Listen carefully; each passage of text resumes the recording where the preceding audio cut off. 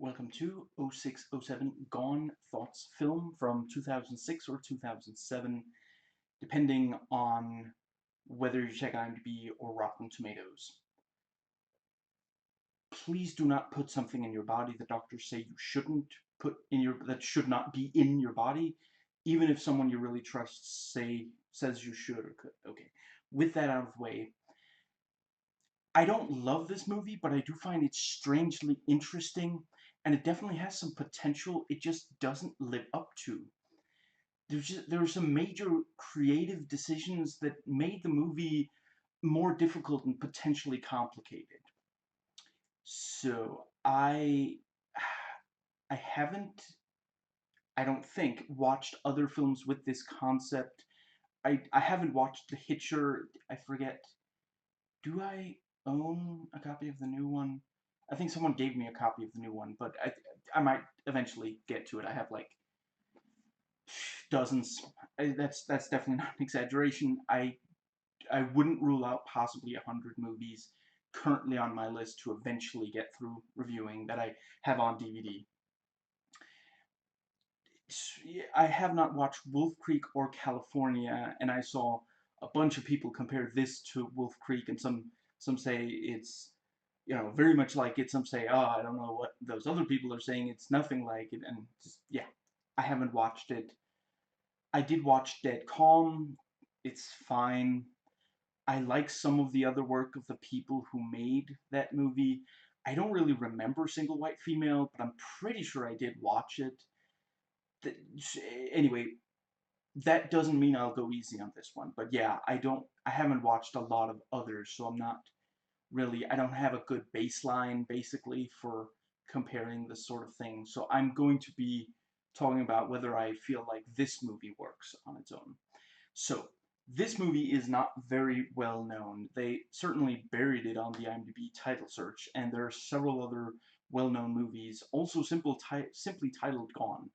So I'm going to briefly break from format and make sure that you have the right movie. And as usual, if you don't care about this, just skip ahead to one of the sections. So yeah, this movie stars Amelia Warner, Sean Evans, and I'm probably going to butcher this, Scott Mechlowitz. It's about a young British couple who go to Australia and Taylor, a young man, and then, yeah, they drive through parts of Australia, and, Alex starts realizing maybe they can't trust Taylor. Sophie is a bit more willing to trust him. Yvonne Strahovski plays, she's almost in this movie. I'm pretty sure that was her face, just very briefly. She's in the credits. Anyway, which it's hilarious because I'm pretty sure she's the most famous person who was in this movie. I might be wrong about that, but she's just barely in this. I'm not sure she has a single line. She might have like one really short line. Is that her saying Taylor, come on, or something? Anyway, you know, the Wikipedia and the actual credits in the film actually has her listed as the original last name. The movie is supposedly a thriller, and it was made in Australia, and I think at least some of the people who helped make it are Australian. The IMDb trivia says this film was considered an Ausploitation picture, an Australian exploitation movie. I'm going to describe the cover, but I'm not going to show. I might show it at the very end of this video because sometimes it messes up the autofocus if I change what's in frame like that, and I'm not entirely sure how to fix it. So anyway, you know, bottom half is black and it says "Gone" big bold red letters, and I don't know, lines through the letters. I don't know exactly what that's supposed to. The the the tagline is "The Trip of a Lifetime." The top half is this. I don't know if that's a sunset or a sunrise, but it's like yellow and you see clouds and such. And you see Sophie running. She's like near the left edge of the cover, and Alex and Taylor are near the middle. The car they drive in is at the edge, at the right edge, and there's like a tree that takes up about the top half, right half of the, kind of makes it look like she's running away from both guys, and Alex looks as confused about that as I am, because Taylor's the only one she's actually afraid of. Anyway, I hope this, yeah. So, yeah, I hope now you are aware whether or not this is the Gone that you thought it was. There are so few reviews of this that in order to get some meat on the bones of this video, I had to copy in all the external reviews that were in English. At least one of them had the wrong picture, the 2012 movie Gone, which I hadn't watched, but I want to say that's, I can't believe I'm blanking on a name. I've liked her and stuff. Um, Amanda Seyfried? Is it Say?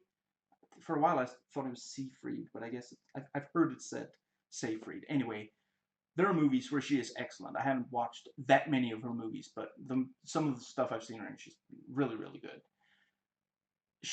Her face is pretty prominent on that cover, so I don't know, maybe the person writing that review was not the person choosing the picture, because the person writing the review clearly knew that, that the stuff they describe is definitely this movie, this version of Gone. But anyway, and yeah, one of the external reviews was for one of the other Gone movies or some other movie. I not knowing the other movie Gone, I'm not 100% certain if that was it, but the stuff it describes, definitely not this movie. This has only 22 IMDb reviews, and a bunch of them did not like this movie. Excuse me. The only place that has very many reviews is Rotten Tomatoes, the user section. I ended up copying, I did not write in this part of the file how many I copied, and I think it was 34 pages. Yeah. And according to IMDb, it is the 6th movie registered on there called Gone. I feel like, didn't it used to be that the if a movie was like second or third or something, it meant that it was from the same year and the same medium, or at least the same year. But anyway, IMDb says it's from 2006. Rotten Tomatoes says it's from 2007. If you want to look it up on IMDb, you know, I mean, one definite option is to simply look up someone who's in it. Even Yvonne Strahovski, who is allegedly in this movie. But if you want to find it by searching for it, you have to type in Gone, press more title matches, and then either scroll down until you find the one that's from 2006, or simply do a word search for 2006 or 06. But why is, like, actually, I guess I didn't try just writing Gone and then in the parenthesis 2006. That might also, that might get you right there, but otherwise, yeah. I've taken so much time before I even get this. This is where I get to the disclaimers. I think I'm gonna write a time code for the disclaimers, even though I usually don't. So that is,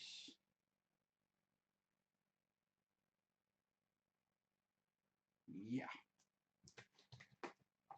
gonna do the disclaimers. So if you don't care about these disclaimers, I try to keep them short and relevant, but your mileage may vary. You can skip right ahead to the first section via the description box. This video contains spoilers, and let's see. Yeah, I've sort of already said,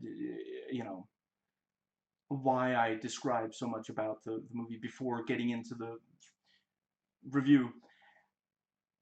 I, I don't want someone to start watching this video and get really far into it thinking that I'm talking about, for example, the 2012 movie Gone. I record this as soon as I can get to the computer after watching the movie, and I'm not 100% certain if I am going to swear in this video for those bothered by that. I probably won't. I probably won't swear in this, but I am going to talk about some of the material in it that got it the age rating that it got. it actually is one of those movies where, like, it wouldn't be that difficult to edit it down to a PG-13. I don't know if anyone has. I guess it's possible. I don't know how, like, it's made by Australians, and Australians are freaking hardcore. So I don't know that, but like, yeah, if this had been made by Americans, this would almost definitely just be a PG-13 because there's so little, like, there's a little bit of language, some very short violence there at the end. That's about it. There's very little in this that bumps it up from a PG-13 to an R. For those not familiar with my videos, this is not a review. It is a series of, well, thoughts. Some of it is analysis, some of it is jokes, etc. There are, in the different sections, there are thoughts that I had while watching in chronological order in the first section, and then there's a section of thoughts I had before watching, and in the final section, I get into stuff I think is worthwhile to get into on Rotten Tomatoes, Metacritic, IMDb, and Wikipedia. And before recording this video, I had read all of it, although I may have forgotten some of what I read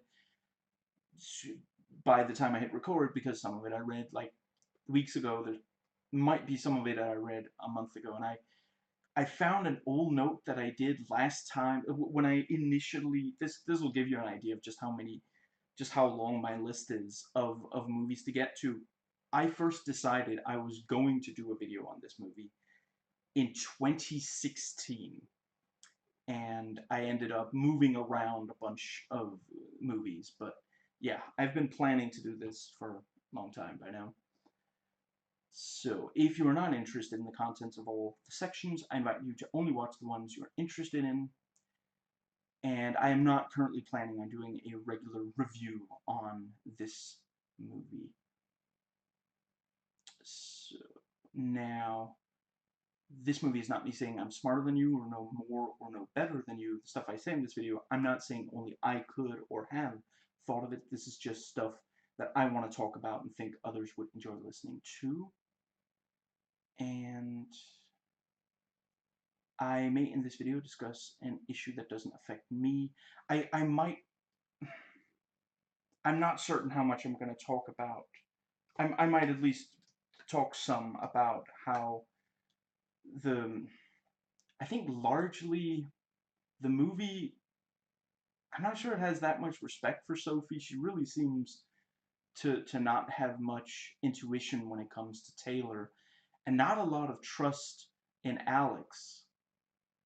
But I am most definitely not going to slut shame in this video. Not her, not anyone. I might talk some about the relationship between her and Taylor. But yeah. So that, slut shaming and so, this, yeah, it's an issue that doesn't affect me.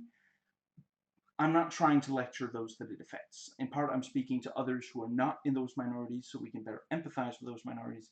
In part, I'm expressing my interpretation of the material without claiming that it's as valid as the interpretation of members of the minorities. So, like with other of my reviews, at least the more recent ones, I'm not gonna criticize this movie just because the characters make bad decisions. I think that sometimes that works really well in horror movies and such. I am gonna talk about whether I find that it is frustrating to watch, which I think is a more... I think that is sometimes... that is sometimes a...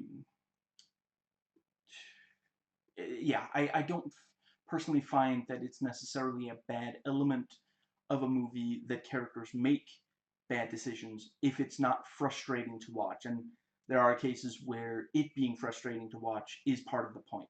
I don't think it's part of the point here. There are times where their bad decisions make the movie frustrating to watch, and I don't think it was intended. It doesn't come across to me like it being intentional. Now, I define a good movie as one where the good outweighs the bad, and vice versa for a bad movie.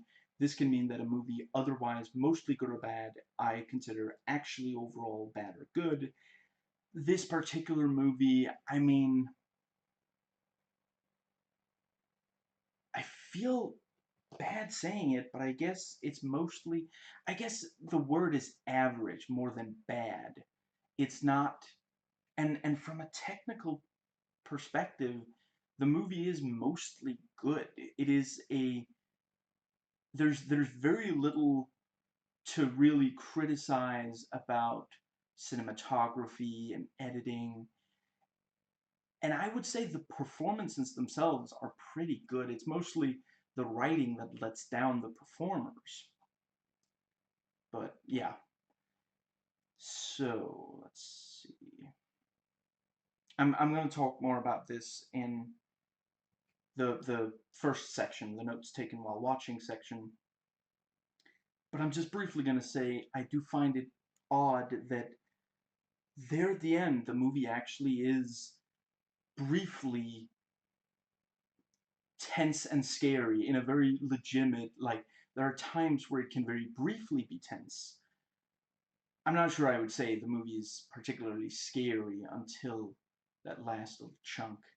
But the last 5 minutes or so are fairly effective as a horror movie, which tells me that the people making this were completely capable of that. The performances, the cinematography, editing, direction, score, all of it, which makes it so much more confusing and frustrating that more of the movie isn't tense and scary, because clearly they had it in them. It's not like often, excuse me, when you see a horror movie or a thriller that isn't that effective, it's because some of the people making it were just not quite capable. Like, for example, writing or direction can be a big problem if it's just not that.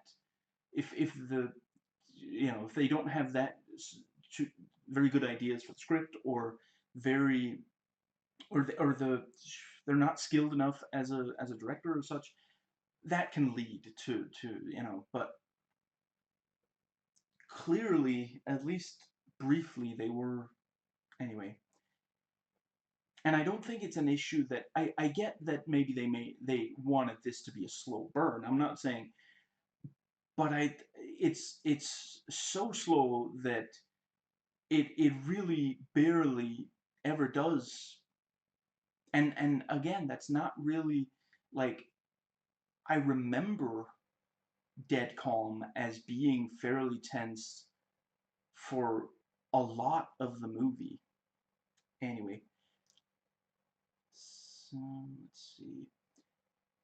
I got this as a gift, so anything negative I say in this video is not out of bitterness. Now, I watched YouTube videos and special features on the DVD before doing this video. This is one of those DVDs, I don't know, I get some people would probably say it's trying too hard, but the special features have subtitles, and they have subtitles in, like, I didn't count, so I'm guessing in like 7 languages. And it's like, I really feel like that needs to be praised more. That needs to be highlighted. I really feel like, I mean, come on. It's not that much. Like, okay, if you have almost no money for the DVD part of it, I get why that's something you don't do. But like big professional DVDs released about like big shows and movies and such, where they have a lot of money, just at least in English, if it's something you're releasing in English speaking countries, obviously another language if it's something you're releasing mainly in I don't know, Eastern Europe, for example. But anyway, yeah, it's got a making of and deleted scenes, and they actually have subtitles. So anyway, so I first watched this in the year 2011 and have watched it at least once since in 2016, where I made just a few notes. That was that was at a time, excuse me, where I didn't make a lot of notes for you know the before making a video. And yes, just to confirm for those, I I watched this, not long before hitting record. Yeah. Now, let's see. Not all of the jokes I make in this video are meant as criticisms. I simply find it very difficult not to MST3K and overanalyze everything I watch and play. So, and I'm probably not going to criticize the violence and gore, but just putting out there, I don't have a problem with violence and gore in general.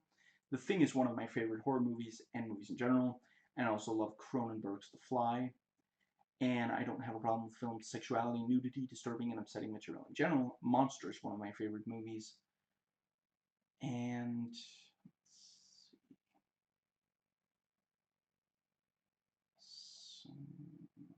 yes. Now,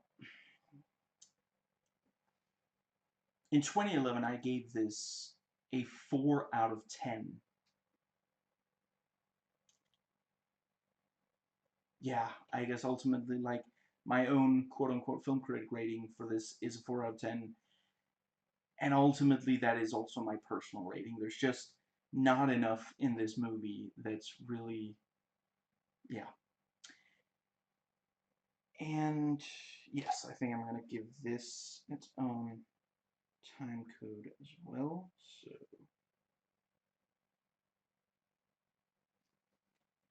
some Americans are currently very frustrated that the country has not opened back up and are protesting.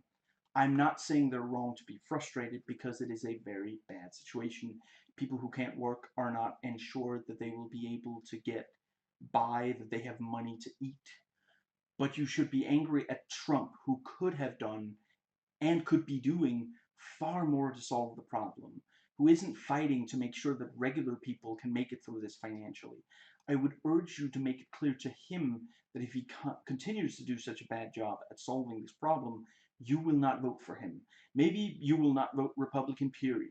The only way you'll vote in favor of his party, whether it's for him or governors, senators, again, anytime soon, is if he really applies himself and does a better job, or honestly just put someone else in charge of handling this who will be able to do a much better job. You really do not want the country to be relaxed before Corona is under control. It's just going to cause bigger problems in the long run, even the short run. But if you communicate to Trump that he will lose support if these issues are not handled in a better way, that is going to get results. The solution is not protesting the shutdown orders. But he definitely wants to get reelected, so that, yeah. And that brings us to the first section that's actually about the movie, notes taken while watching. So let me just make sure to write down the time code. And there we go. So, excuse me. This is one of those movies where the subtitles tells you what piece of music is playing not long after it starts playing. I feel like all DVDs should have that, just like, I don't know, maybe it's like real hassle for, like, I don't know the exact details. I guess if the person doing the subtitles is not familiar with the music, you know, what are they going to do? I also like the ones where they just describe, I guess I should clarify, when there's more than one option for English subtitles, I choose the one called, for the hard of hearing, because I want to make sure I get everything, and I don't mind reading. When watching a movie, I very rarely don't. So, I like it when they just describe, oh, upbeat jazz music playing or something like that. But for this, like, if after watching it you want to listen to this music again, just, have a pen and a pad of paper. I don't understand how anyone doesn't. Anyway, when you're watching and it's like, oh, I kind of like this music. Okay, so it said that's what it's called. Anyway. I quite like the hard cut from the partying montage to Alex being woken up by the sound of the Polaroid camera. and he and we realize that he slept next to this girl, which is also a, like, that conveys that it wasn't like nothing happened. The if he had been awake enough to have sex with her, we would have seen that because we saw a lot of the partying, which is also, again, like, I don't mind saying positive things about this movie, but it does really bring up just how frustrating it is that it's not even better, because at the end of the day, it has a lot of individual little bits that work really well, and I never got tired of I find that montages of partying, you either have to make that really funny, or if you're conveying that someone really doesn't want to be there partying, you have to make it really obnoxious. Like, I'm not sure I can think of a movie off the top of my head, but I find that Max Payne 3, I want to say it's level 2. It's a fairly early level. They're in the club, and you can tell Max himself hates this. He hates this music, he hates the flashing lights, and this whole thing. They really convey that well in the, you know, both both in cutscenes and when you're just regularly. Or is it also when you're regular? At least in cutscenes. It's been a while since I played that. Anyway, if you're not gonna do that, I I find that the partying montages can get really old really quick. It's just one of those things where, like, if you're watching it, you kind of wish you were just doing it instead. It just, like, I don't get a lot of enjoyment out of watching, like, an ad for, soft drink. I'm a soft drink. It might make me thirsty, but I'm not like, yes, more of that, please, and partying can get really old really quick, I find, and it doesn't in this movie. I mean, you only really have the one partying montage, but then you also have these, like, short little snippets of, oh, they're going swimming briefly, or they're, running around the sand and such. And really, excuse me, those are not over long, or, excuse me, there aren't too many of them and such. It's like there's I'm not sure there's a single scene in this that is too long, or especially badly placed, or that I would necessarily say, oh, you should just straight up cut that scene. But just when you watch it as a whole, it just ultimately doesn't really build up that much, and the individual little inspired bits just remind you that these people are capable of so much better, you know. But yeah,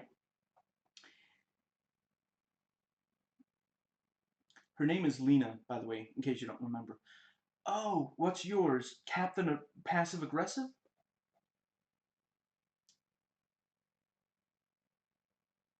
And I actually, one of the first things we see Taylor do is he reads the text Alex got from Sophie, and he actually tells him and is like, I thought, maybe it was an important text message, so I just wanted you to know. And it's like, it manages to decently balance. I mean, that is a creepy thing to do, like as a general rule, just don't read someone else's text message off their phone unless they, like, specifically tell you, please watch. Maybe they're waiting for an important text or something, but, like, just this is a general rule. Don't read somebody else's text messages. This is, it's not. It doesn't mean that you're Taylor from this movie. There are people who do it who are not Taylor from this movie, but it's just generally not like there's fairly little good that can come of it. There's fairly little good reason to do it, and like he's waiting. Like Alex went to the bathroom. He didn't like drop off the face of the earth. He's gonna be back, presumably within a few minutes. Just, you can tell him, I heard that your phone got a text. You don't have to read it. Anyway, that's basically the first thing. I mean, the taking a picture of Alex with the girl is kind of creepy, but I forget, is that before or after? I think that's after he says that he doesn't have a girlfriend, but I could be wrong. Maybe it is before, but it might be before, actually. Anyway, the reading the text message is the first time he really does something that is, excuse me, as a minimum kind of creepy. And he actually tells him, and the way the movie plays it, it's they could really make it sinister and such, but you actually like he doesn't do it immediately, and he seems a little awkward doing it. It doesn't feel like he's this, you know, Machiavellian, which I don't know. I mean, I guess it's more that these characters are really easy to manipulate than that he's Machiavelli. But yeah, this is it. It walks a pretty good balance of being. It's a creepy thing for him to do, so it puts that in your mind. Maybe only at the back of your mind, but it gets it in there. But also kind of making it seem like he's not necessarily this incredibly bad guy. He just, like, I mean, he says, I thought maybe it was really important, and he pretty much apologizes for it and admits that, okay, maybe I probably shouldn't have done that, but let's see. And it's also a little uncomfortable when he's like needling Alex to get him to say, yeah, Sophie is in fact in Byron and this whole thing. But it is, an argument could still be made that even if the movie got off to a, got to be more tense sooner than it actually does, it an argument could still be made that it's too slow of a startup, maybe. But overall, I feel like it does a pretty decent job of getting, getting the putting the thought there that he's he's a little creepy, but not like going too far too soon. Because at the end of the day, it is, you do need to, the like I said, the movie becomes very frustrating once Alex keeps staying near Taylor after seeing all these red flags. And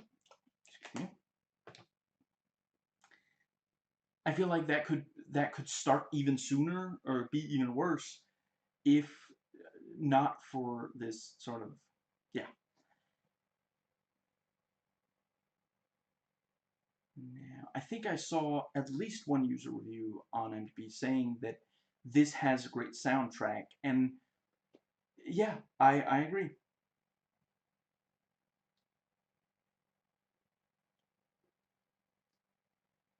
And I feel like, I want to say his name is Sean Evans, who plays Alex, does a good job communicating the frustration that he's clearly trying to hide at Taylor not leaving Alex and Sophie alone. And yeah, I like this is we the audience would understand that that's what's going on, even if he didn't do a good job conveying it. But he does a good job conveying it, and the movie doesn't make it, too big of a deal either.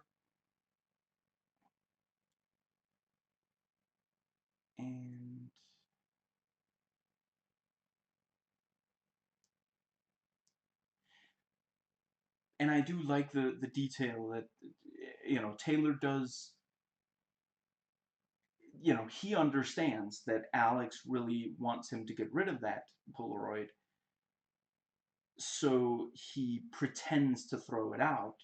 And it is this thing of like, the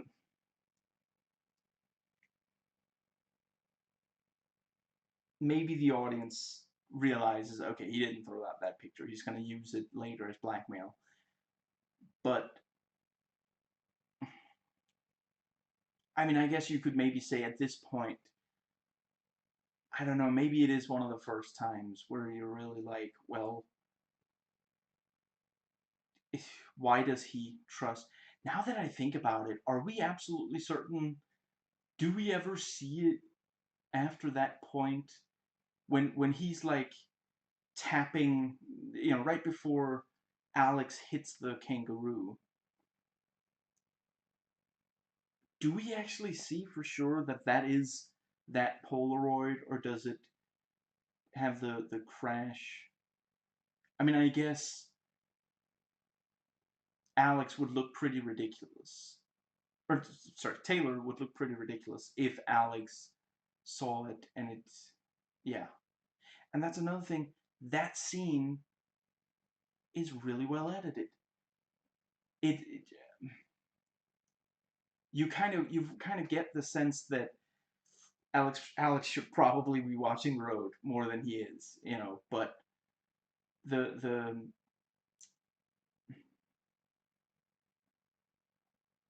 you do also understand why he's so keen on, you know seeing if that really is the Polaroid. And when he actually hits the kangaroo, they do a decent job of it still kind of coming as a surprise. Like you're sitting there thinking, you really should watch the. Okay, he's watching the. No, there's still, and yet the movie as a whole is ultimately not above average. I